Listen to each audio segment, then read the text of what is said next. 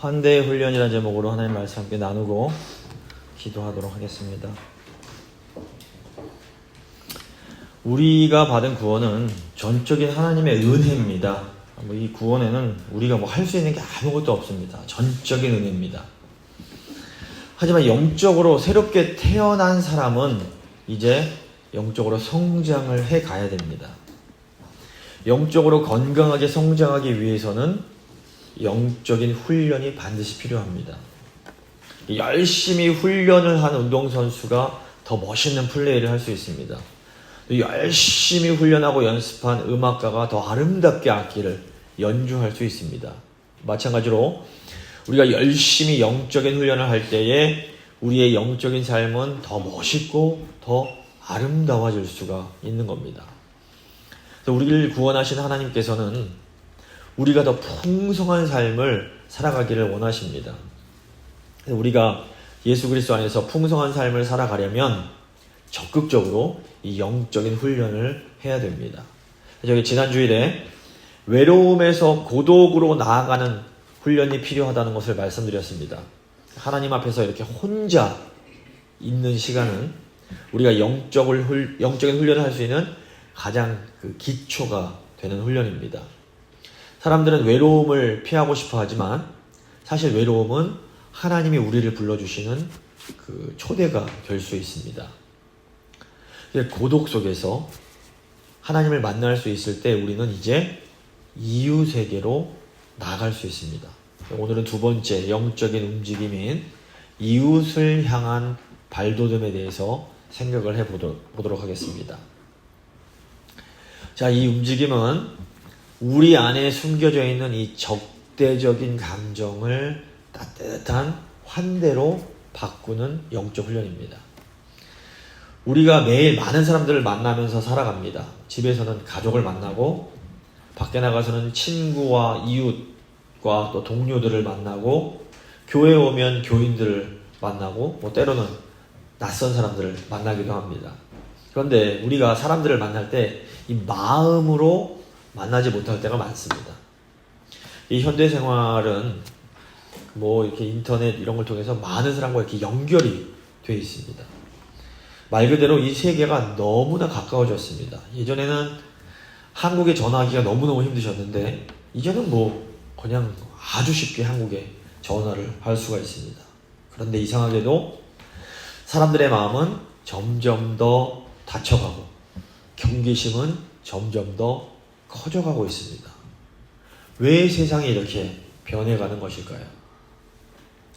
의심, 경쟁, 상처, 비교와 같은 것들이 우리 마음에 크고 작은 벽을 자꾸 이렇게 쌓게 합니다. 하지만 하나님께서는 우리를 향해 이 적대감의 벽을 허물어버리고 환대의 문을 열어라 이렇게 말씀하십니다. 환대의 문을 연다라는 것은 다른 사람을 경계하고 멀리하는 마음을 뛰어넘어서 그 사람들을 기꺼이 받아들이고 사랑으로 맞아들이는 태도를 의미합니다. 오늘 말씀 통해서 세 가지로 이 환대의 영적 훈련에 대해서 생각해 보겠습니다. 첫 번째, 적대감이란 무엇인지 생각해보고, 두 번째, 예수님께서 어떻게 환대하셨는지 생각해보고, 세 번째, 우리가 어떻게 이 환대를 훈련할 수 있는지 생각해 보도록 하겠습니다. 먼저 적대감입니다. 이 적대감, 이 말이 좀 강하게 들릴 수 있습니다. 그런데 사실 우리 모두의 마음 한구석에는 이 적대적인 감정이 숨겨져 있습니다. 나와 다른 생각을 가진 사람을 보면 저 사람은 왜 저러는지 모르겠어 하면서 쉽게 판단을 하고, 누군가 내 영역에 훅 들어오면 굉장히 불편해하고, 또 한번 상처받은 일은 오래오래 마음속에 품고 있는 겁니다. 이런 작은 적대감들이 조용하게 우리의 소중한 관계들을 병들게 만듭니다. 우리는 종종 사람들과 거리를 두면서 조심하는 게 맞아, 또는 내가 사람 아니라 하나님만 의지해야지 이렇게 말을 합니다. 하지만 솔직히 말하면 또 상처를 받을까봐 무서워서 마음에 벽을 쌓는 것일 수 있습니다. 하나님이 정말로 우리를 사랑하신다는 걸 깊이 믿지를 못하니까 스스로를 지키려고 하는 겁니다. 그렇다면 왜 우리에게 이런 적대감들이 생겨나는 것일까요? 첫째로 우리 안에 죄성 때문에 그렇습니다. 성경은 인간이 하나님께 불순종했을 때부터 우리 안에 적대감이 시작됐다라고 말합니다. 아담과 하와는 서로를 이렇게 탓을 하고, 가인은 동생 아벨에게 극심한 적대감을 품고 결국엔 살해까지 저지릅니다. 이것은 죄가 우리 마음에 시기, 질투, 분노를 심어서 관계를 파괴한다는 것을 보여줍니다. 성경 보시면 곳곳에서 사람들 사이 적대감을 보게 됩니다. 이 아브라함의 아내 사라는 하갈을 적대하고, 요셉의 형들은 요셉을 적대시하고, 사울은 다윗을 적대시합니다. 온통 적대감입니다. 바울이 갈라디아서에서 우리의 타락한 본성이 원수 맺는 것과 분쟁과 시기와 분냄을 만들어낸다, 이렇게 말합니다. 그래서 우리 안에 이런 적대적인 마음들이 바로 이런 죄에서 나옵니다. 두 번째로, 우리 안에 있는 깊은 외로움이 적대감으로 변하기도 합니다. 우리는 외로울 때 하나님이 아닌 다른 사람이나 다른 어떤 것으로 그 빈자리를 채워보려고 합니다. 그런데 그 기대가 충족되지 않으면 실망과 함께 이 적대감이 싹트게 되는 겁니다. 야고보서는 너희 중에 싸움과 다툼이 어디서 나오느냐? 너희가 원하는데 얻지 못해서, 시기하는데 가질 수가 없어서 다투고 싸우는 것이다, 이렇게 말을 합니다. 그러니까 우리 안에 채워지지 않는 이 불만스러운 마음, 그리고 뭔가 부족한 결핍이 다른 사람들을 향한 적대감으로 표출이 되는 겁니다. 누군가 적대하면 나를 좀 들여다봐야 됩니다. 셋째로, 나를 지키고 싶은 본능도 이 적대감을 만들어냅니다. 우리는 또다시 상처받고 싶지 않아서, 또다시 실망하고 싶지 않아서 마음의 문을 꽁꽁 닫아버립니다. 그래서 우리가 다른 사람을 완전히 믿지 못하고 혹시 나에게 해를 끼치지 않을까 늘 이렇게 경계를 하는 겁니다. 이렇게 자신을 보호하려는 마음이 지나치면 타인에 대한 의심과 적대감으로 변질이 됩니다. 잠언 29장 25절 보시면 사람을 두려워하면 올무에 걸리지만 여호와를 의지하는 자는 안전하다 말씀합니다. 사람들을 너무 두려워할 때 우리는 그 두려움에 사로잡혀서 다른 사람에게 적대적인 마음을 품게 됩니다. 넷째로, 마지막으로, 우리가 살고 있는 이 문화 자체가, 이 경쟁적인 문화 자체가 적대감을 더 심화시킵니다. 우리가 끊임없이 누군가 비교하고 경쟁해야 되는 그런 세상에 지금 살고 있습니다. 직장에서, 학교에서, 심지어 교회에서도 누가 더 잘하나, 누가 더 똑똑하고 누가 더 나은가, 이런 걸 자꾸 따지는 겁니다. 이런 환경에서 다른 사람들이 함께 걸어가야 될 동반자가 아니라 내가 더 앞서야 될 라이벌이나 적처럼 느끼기 때문에 이 적대감이 생겨나는 겁니다. 바울이 빌립보서에서 다툼이나 허영으로 하지 말고 겸손한 마음으로 서로를 자기보다 낮게 여기고 자기 일뿐 아니라 다른 사람들의 일도 돌보라, 이런 말을 합니다. 그러니까 세상의 경쟁 논리가 아니라 그리스도인의 겸손과 섬김만이 이런 적대감을 치유하고 진정한 사랑의 관계를 만들어갈 수가 있는 겁니다.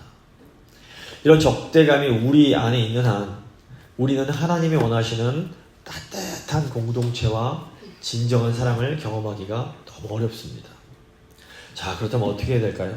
우리는 이 적대를 뛰어넘어서 환대로 나아가야 됩니다. 이제 두 번째, 예수님의 환대를 생각해 보겠습니다. 환대를 영어로 hospitality, 그러니까 병원 hospital 할 때 그 hospitality가 이 환대, 손님을 접대하는 그런 겁니다. 환대는 단순하게 친절하게 누군가를 맞이하는 걸 넘어서 누군가에게, 이 환대를 문자적으로 보면 이 손님을 자기 맞아들이는 겁니다. 히브리서 13장 2절 보시면 손님 접대하기를 잊지 말라, 그러니까 환대를 잊지 말라. 이로써 부지 중에 천사들을 대접하는 일도 있느니라.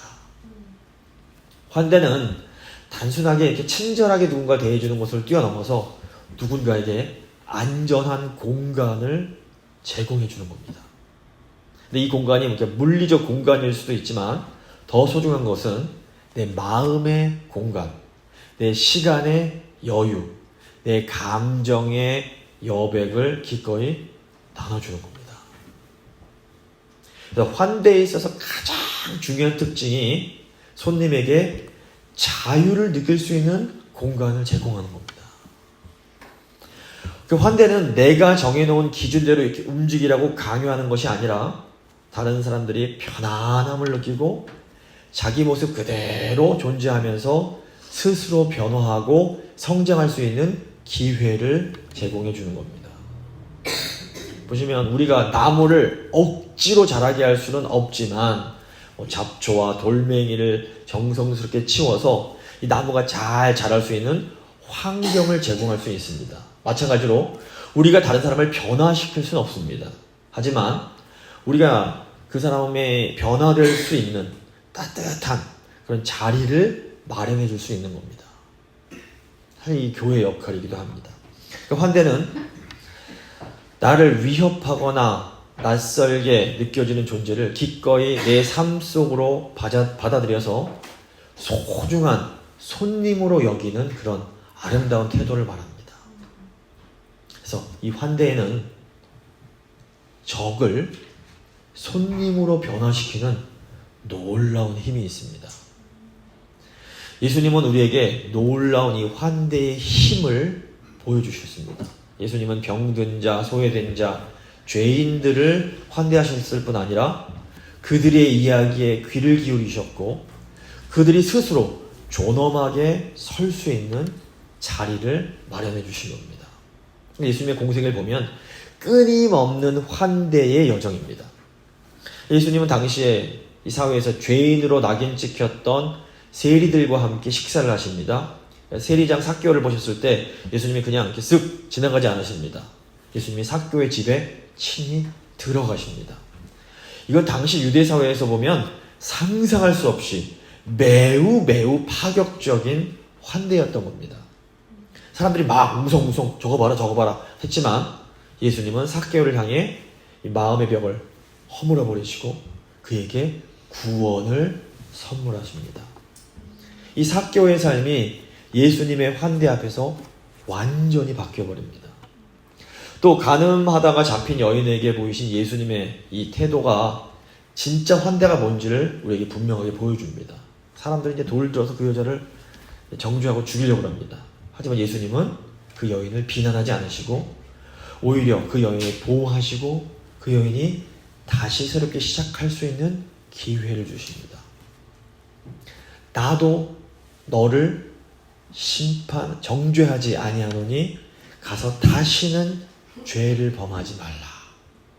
이 말씀 속에는 심판이 아닌 용서와 회복을 위한 따뜻한 환대가 들어있는 겁니다.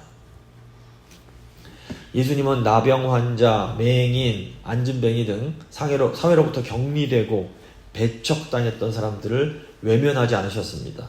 오히려 그들에게 다가가셔서 손을 내미시고 그들을 만져주시고 그들의 아픔을 치유해 주셨던 겁니다. 예수님은 사회적 편견과 경멸의 벽을 허무시고 하나님의 무한한 사랑으로 그들을 이렇게 품어주십니다. 이건 단순한 어떤 자선 행위가 아니라 그들이 하나님의 자녀로서 온전히 존중받을 수 있도록 그 존재의 자리를 마련해 주신 겁니다. 예수님은 또 단순히 육체적 아픔을 가진 사람들뿐 아니라 지치고 상한 영혼들을 향해서도 무한한 환대의 문을 열어주십니다. 마태복음 11장 28절 보시면 예수님이 수고하고 무거운 짐진 자들아 다 내게로 오라 내가 너희를 쉬게 하리라 말씀하십니다.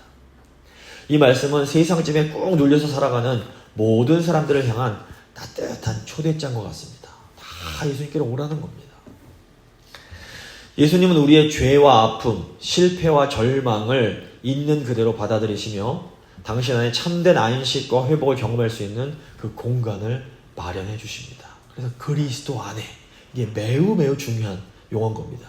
그리스도 안에, 이 공간 안에 여기 우리 자유를 얻고 회복을 경험하는 겁니다. 바로 이것이 이제 영적인 환대의 절정입니다. 우리도 우리 곁에 있는 사람들에게 이런 환대를 줄 수 있어야 됩니다. 예수님의 환대는 심지어 원수까지도 끌어안는 그 사랑으로 확장이 됩니다. 예수님께서 십자가 위에서 자기를 못 받고 채찍질하는 자를 향해서 아버지, 저들을 용서해 주시옵소서. 자기들이 하는 것을 알지 못합니다. 이렇게 기도를 하십니다. 그러니까 우리 주님은 적대감의 극치인 이 박해 속에서도 사랑과 용서의 환대를 베푸십니다. 예수님은 환대를 통해 말 그대로 적, 원수를 손님으로 바꿔버리십니다. 예수님은 적대감으로 가득 찬 이 세상에 오셔서 사랑과 용서와 포용의 이 하나님 나라의 환대를 몸소 보여주십니다. 예수님은 어떤 사람도 배제하지 않으셨고 모두에게 당신의 품으로 들어오도록 초청을 하신 겁니다. 오늘 보면 마태복음 25장 35절에서 40절에서 예수님은 우리가 가장 보잘것없는 이웃에게 행한 것이 곧 주님께 행한 것이다 말씀을 하십니다. 내가 줄일 때 너희가 먹을 것을 줬고, 내가 목마를 때 나를 마시게 했고, 내가 나그네 됐을 때 영접했고, 내가 헐벗었을 때 옷을 입혔고, 내가 병들었을 때 나를 돌봤고, 옥에 갇혔을 때 나를 찾아보았느니라 말씀하시는 겁니다. 예수님은 친히 낮고 소외된 자들과 자신을 동일시하시면서 그들을 향한 환대가 곧 예수님 자신을 향한 환대라는 것을 가르쳐 주십니다. 우리가 이런 예수님의 환대를 본받아서 우리의 삶과 또 우리의 이 공동체 속에서 이 환대를 실천을 해야 됩니다. 자, 이제 마지막으로 환대의 훈련 생각해 보겠습니다. 이제 우리가 예수님의 환대를 어떻게 우리 삶 속에서 실천하고 훈련할 수 있을지 이제 이걸 생각해 보겠습니다. 먼저 환대를 훈련하기 위해서 우리가 가져야 될 태도가 있습니다. 무엇보다 우리가 환대를 하려면 다른 사람을 선물로 여겨야 됩니다. 그러니까 모든 관계에서 다른 사람을 내 소유, 내 맘대로 할 수 있는 소유나 대상이 아니라 존중해야 될 독립적인 존재로 생각하는 것이 환대의 시작입니다. 선물이다. 선물. 예를 들어서 부모 자녀 관계에서 자녀는 내 맘대로 할 수 있는 소유물이 아니라 하나님의 선물이며 이 부모님의 가장 소중한 손님이라는 것을 기억해야 됩니다. 그러니까 부모들이 자녀에게 해줄 수 있는 가장 좋은 것은 자녀가 성장할 수 있는 안전한 공간을 제공해 주는 겁니다. 이거 해라 저거 해라 이게 아니라 울타리 쳐주고 그 안에서 스스로 성장할 수 있게 도와주는 겁니다. 한 어머니가 이제 계셨는데 처음에는 뭐 아이가 공부한다고 계속 야단치고 이제 잔소리를 했습니다. 그러다 어느 날 이 아이가 하나님이 맡겨주신 소중한 손님이란 것을 깨닫고 손님으로 보기 시작한 겁니다.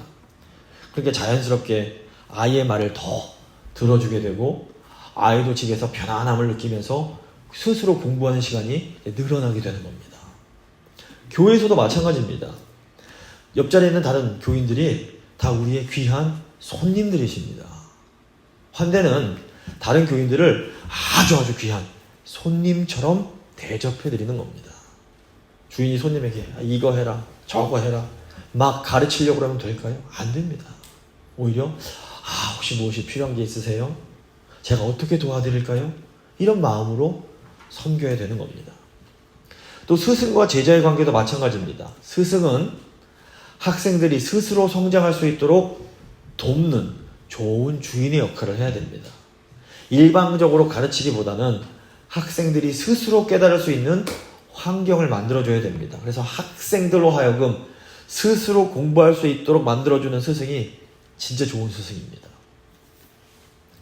진정한 환대를 베풀기 위한 가장 중요한 태도가 뭐냐면 바로 이 마음의 가난입니다. 가난은 단지 물질적인 상태가 아니라 우리 내면의 생각과 마음을 비워내는 영적인 훈련을 의미합니다. 마음이 가난한 자는 복이 있나니. 우리의 편견과 선입견, 두려움과 자기중심적인 생각들을 내려놓을 때에 우리가 비로소 타인을 위한 진정한 빈 공간을 마련할 수 있습니다. 그러니까 마음의 가난은 내 생각, 내 신념, 내 이론, 내 경험만이 옳다고 고집하는 그걸 내려놓는 겁니다. 이것이 이제 상대방의 이야기와 상대방이 세상을 보는 관점에 귀를 기울일 수 있는 열린 마음을 갖게 해줍니다. 다시 말해서 내가 틀릴 수도 있고 저분에게서 배울 것이 있을 수도 있다라는 겸손한 마음을 갖는 겁니다. 이런 마음의 가난이 있을 때 우리는 다른 사람을 진정으로 받아들일 수 있는 빈 공간을 마련하게 됩니다. 빈 컵에만 새로운 물을 담을 수 있는 것처럼 비워진 마음에만 타인의 존재가 채워줄 수 있는 겁니다. 이렇게 구체적으로 이제 한번 어떻게 환대를 훈련할 수 있을지 방법을 소개해 드리겠습니다. 첫째로, 환대의 첫걸음은 판단하기보다 경청, 듣는 걸 먼저 하는 겁니다. 우리가 너무 쉽게 상대방을 판단하고 내 기준에 맞춰서 이렇게 재단을 하려고 합니다. 하지만 환대는 다른 사람의 이야기를 듣기 전에 미리 결론 내리지 않고 그저 그분들의 말과 마음을 있는 그대로 받아들여주는 겁니다. 그러니까 우리가 그냥 쳐다보면서 고개를 끄덕이고 따뜻한 눈빛으로 마주보면서 다른 사람들의 이야기에 집중하는 것만으로도 이분들이 깊은 위로와 환대를 경험하게 됩니다. 제가 목사로서 나름 하는 환대 훈련이 있는데 뭐냐면 그게 급하게 어떤 정답을 말씀드리지 않고 알아내려고 노력을 하는 겁니다. 물론 저도 목사니까 뭐 배운 것도 있고 교과서적인 답은 얼마나 잘 알고 있겠습니까? 하지만 저는 의도적으로 최대한 함부로 조언하지 않고 먼저 그냥 다 들어드리려고 노력을 합니다. 의도적으로. 그러면 성도님들이 마음속에 있는 말씀을 다 하시는 중에 스스로 답을 발견을 하실 때가 굉장히 많습니다. 그러니까 우리가 말할 때보다 들을 때 더 많은 사랑을 담을 수가 있습니다.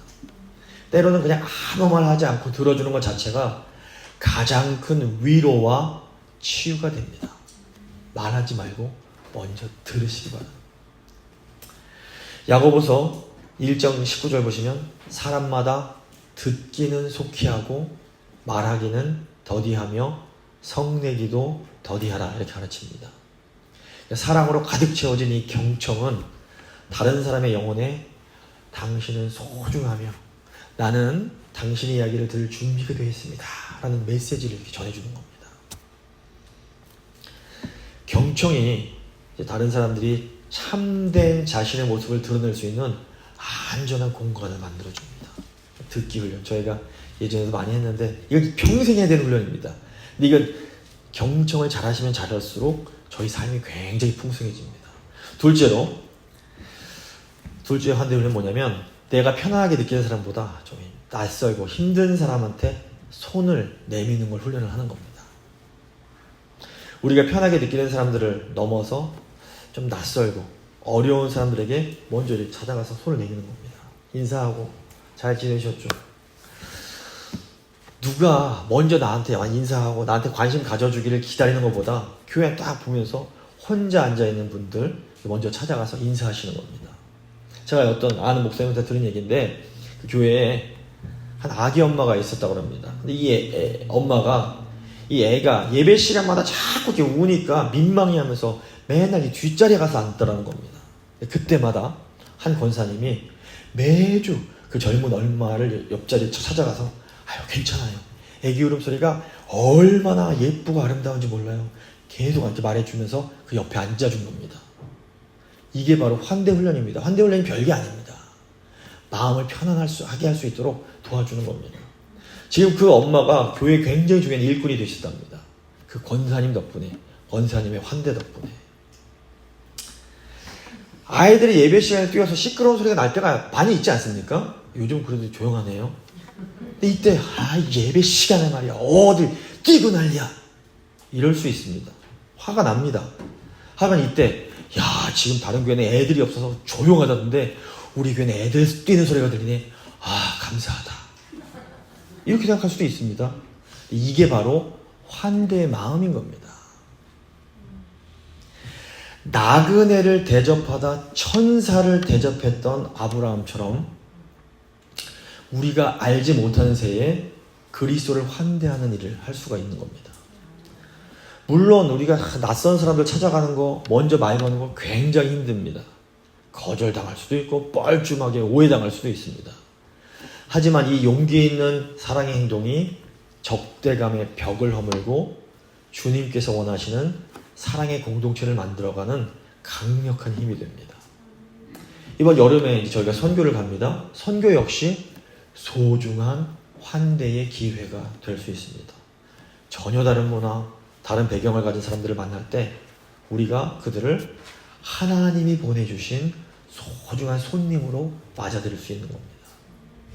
그들의 문화를 이해하려고 노력하고 그들의 필요를 헤아리며 그들과 함께 식사하고 대화하는 것 자체가 복음을 전하는 가장 아름다운 방법이 됩니다.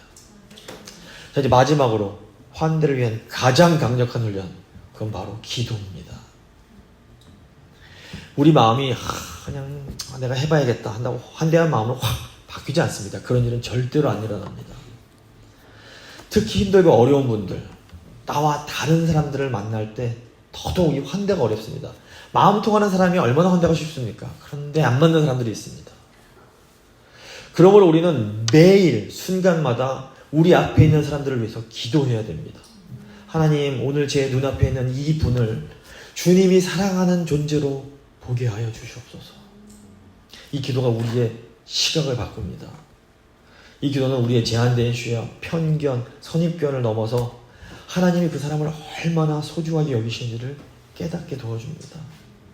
한 장로님이 항상 교회에서 불평불만하는 성도가 이제 있어서 그분을 만날 때마다 그렇게 스트레스를 받으셨답니다.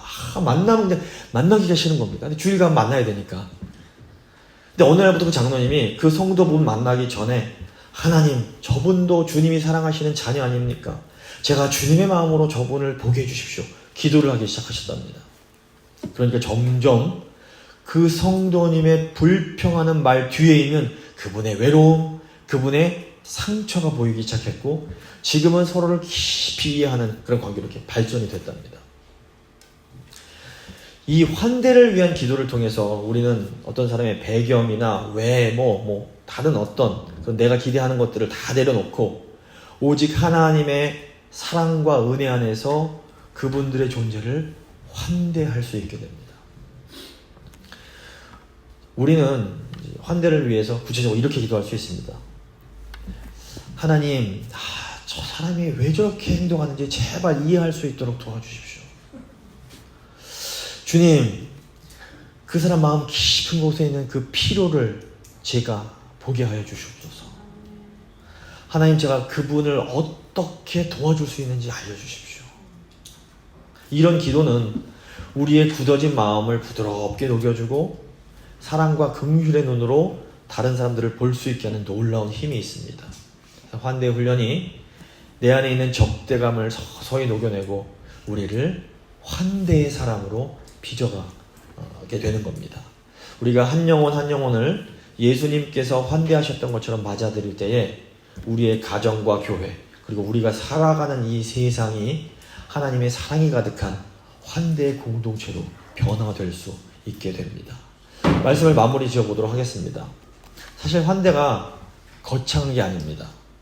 오늘 교회에서 별로 안 친한 교인들을 먼저 찾아가서 인사하시고 말을 붙여보는 겁니다. 또 오늘 집에 돌아가셔서 가족들을 귀한 손님처럼 맞이해 보십시오. 또 내일 직장에서 동료들이나 어떤 손님들을 하나님이 보내주신 선물로 한번 받아들여 보시는 겁니다. 이런 작은 환대들이 모여서 큰 변화를 만들어냅니다. 한 사람의 따뜻한 미소가, 한마디의 진심 어린 인사가, 한 번의 진정한 경청이 누군가의 인생을 바꿀 수 있습니다. 예수님께서 우리를 먼저 환대해 주셨습니다. 우리가 죄인이었을 때, 우리가 하나님과 원수되었을 때 주님이 우리에게 먼저 손을 내밀어 주셨습니다. 이제 우리가 그 사랑을 흘려보내야 됩니다. 오늘부터 이 환대의 훈련을 우리 삶 속에 적용하면서 예수 그리스도의 사랑을 흘려보내는 아름다운 복의 통로가 되시기를 간절히 소망합니다. 잠시 믿음의 기도 드리겠습니다.